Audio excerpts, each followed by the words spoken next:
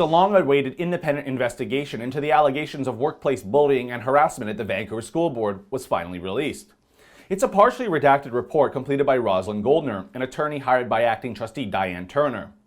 If you remember, it was last fall when Education Minister Mike Bernier fired the entire board for not coming up with a balanced budget in time, as well as taking into account the need for an inquiry into the bullying. The report finds that some of the problems that led to the bullying included, but were not limited to, the partisan composition of the board, the governance model adopted by the district, and the lack of consistent role definition among trustees. And so, the report seems to confirm what I had believed to be true all along, that it was the political agenda of the radical alt-left Vision Vancouver board members that brought about the bullying, harassment, and toxic workplace that the school board staff and the superintendent had to endure.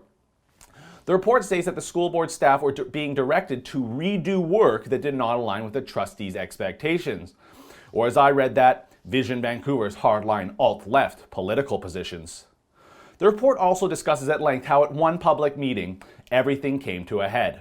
The board was set to vote on school closures as mandated by the provincial government to deal with a significant shortfall in the school board's budget. But the ideological battle between Vision Vancouver and the BC Liberals appeared to be the main priority of the school board, rather than what was doing what was right. Witnesses described the behavior of one Patty Backus, probably the most familiar name to you of the 4 Vision Vancouver board members.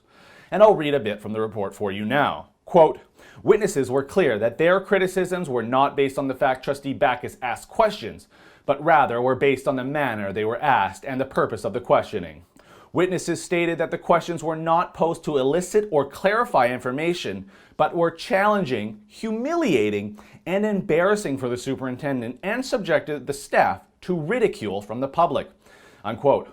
Essentially, what I garner from that is that in this battle between the province and the school board surrounding school closures, Backus used the opportunity of a public hearing with a stacked room full of Vision Vancouver supporters to humiliate and embarrass the school board staff and superintendent, so she and the other Vision Vancouver members could extract a cheap political victory.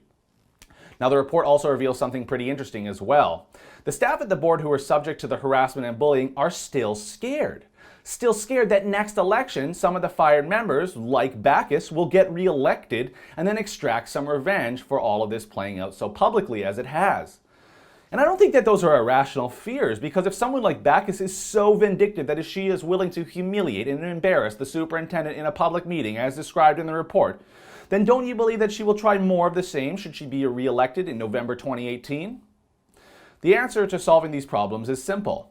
Get municipal political parties out of the mix for school board elections. Allow parents, former administrators, or teachers to run independently and get these toxic partisan left-wing politics out of our school system. We need to stop electing such radical ideologues like Vision Vancouver, because for the sake of the kids and the future, we need to keep our school boards clear of this kind of situation ever happening again. For the Rebel.media, I'm Christopher Wilson. Keeping an eye on the alt-left Vision Vancouver is something I do all the time here, so make sure you never miss an update. Click subscribe on that YouTube channel.